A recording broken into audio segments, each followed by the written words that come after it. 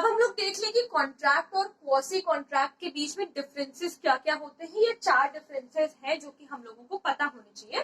तो सबसे पहले कॉन्ट्रैक्ट के डिफरेंसेस शुरू करते हैं कि both parties give their consent freely. Contract में क्या होता है, कॉन्ट्रैक्ट में तो ये एक इसेंशियली होता है कि कंसेंट होना चाहिए। अगर कंसेंट नहीं है तो आप किसी भी कॉन्ट्रैक्ट में एंटर किसी को भी नहीं करा सकते, ठीक है। तो यहाँ पर फ्री कंसेंट होता है। और क्वासी कॉन्ट्रैक्ट में क्या होता है, there is no consent in either of the parties.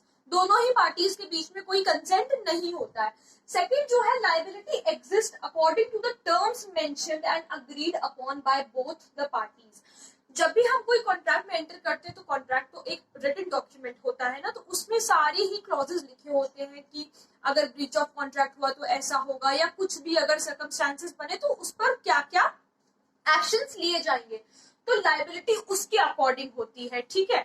और लेकिन इसमें क्या होता है कि liability comes into existence through the conduct of the parties. इसमें क्या होता है कि जब हो चुका होता है जो कुछ भी होना है, उसके बाद लायबिलिटी एग्जिस्ट करती है, जो कुछ भी पार्टीज के बीच में जो कंडक्ट हुआ है उसके बेसिस पर। जैसा कि मैंने आप लोगों को जो क्वासी कॉन्ट्रैक्ट की वीडियो मैंने बनाई थी, अगर आप लोगों ने वो अभी तक नहीं देखी तो प्लीज उसे देख लीजिए, क्योंकि वो बहुत ज्यादा इंपॉर्टेंट वीडियो है। और उसमें मैंने एक एग्जांपल दिया था कि ए और बी अगर ज्वाइंटली सी को 100 रुपए देते हैं, तो इसमें क्या था कि ए और बी ज्वाइंटली ओ ₹100 टू सी।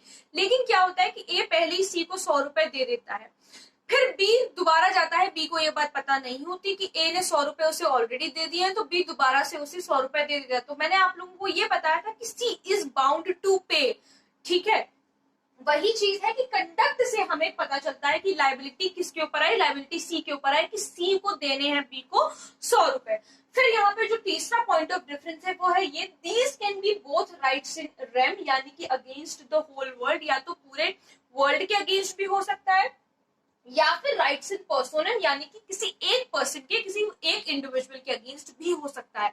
और क्वासी कॉन्ट्रैक्ट में सिर्फ एक चीज होती है कि सिर्फ राइट इन पर्सोनम यहाँ पर अराइज करती है, यानी कि किसी एक पर्सन के अगेंस्ट, किसी एक इंडिविजुअल के अगेंस्ट ये होता है, ठीक है।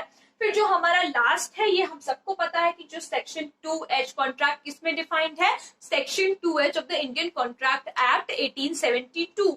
और जो इसके सेक्शन है वो 68 से लेकर के 72 तक है, कॉन्स्टिट्यूट ऑल द इंफॉर्मेशन, जिसमें सारी इंफॉर्मेशन है क्वासी कॉन्ट्रैक्ट के बारे में। मैं आप लोगों को ये सारे सेक्शंस भी आगे की वीडियोस में बताऊंगी।